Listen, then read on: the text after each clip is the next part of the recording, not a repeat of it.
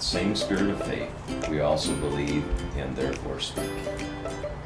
Because we know that the one who raised the Lord Jesus from the dead will also raise us with Jesus and be present with us with you to himself. All of this is for your benefit, so that the grace that is reaching more and more people may cause thanksgiving to overflow to the glory of God. Therefore we do not lose heart. Though outwardly we're wasting away, yet inwardly we are being renewed day by day.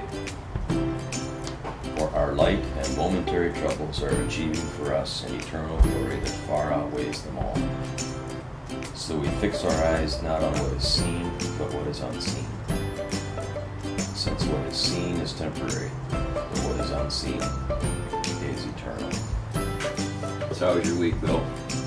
It was pretty good. That FOMO was top of mind. The fear of missing out. It was pretty good. So anytime I was tempted with something, I realized it was just me feeling like I was going to miss out on something.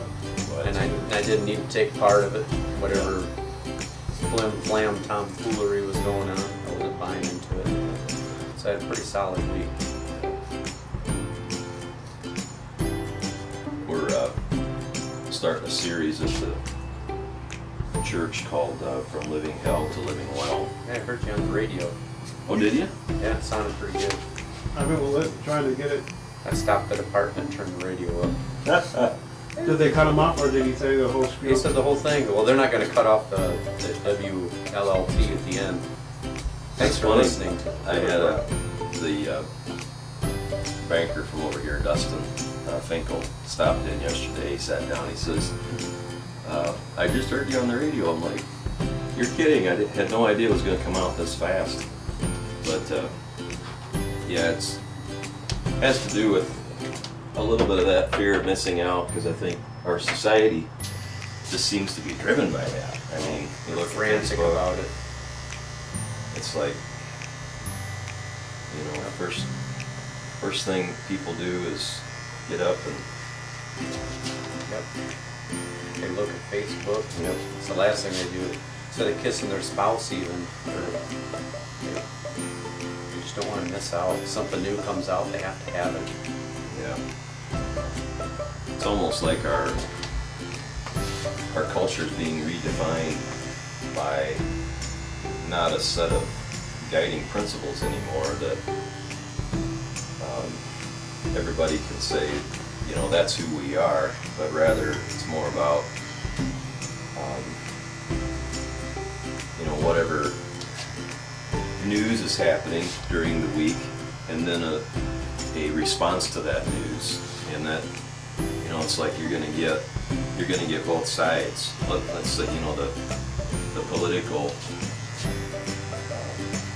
as we build up toward the election, it's like the memes or memes, how do you say it, on Facebook. You know, you can get a person putting a picture and a saying on, and for one group, it's like, yeah, everybody cheers, and the other group is like, you know, It could be a it's a terrible completely thing. false statement. They do And that that- a lot too. They'll that's say the it's a thing. quote, and they'll Yeah. show somebody, and even scriptures have been false on them. Yep. And that's kind of how I think the fear of missing out kind of plays into this. Is it's like we're making this stuff up as we go, you know, in regards to what we're going to subscribe to and how we're going to live is defined not by a set of core principles anymore, but by a drive to figure out who I am by how many likes I get on, you know, on social media. So if I put something out and I get 14 likes, I'm like, okay. But if I put something out that gets 35 likes, I'm like, yeah, that's it.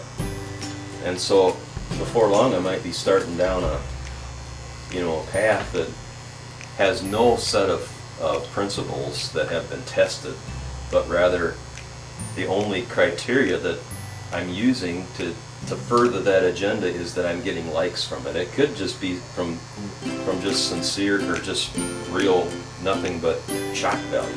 You know what I mean?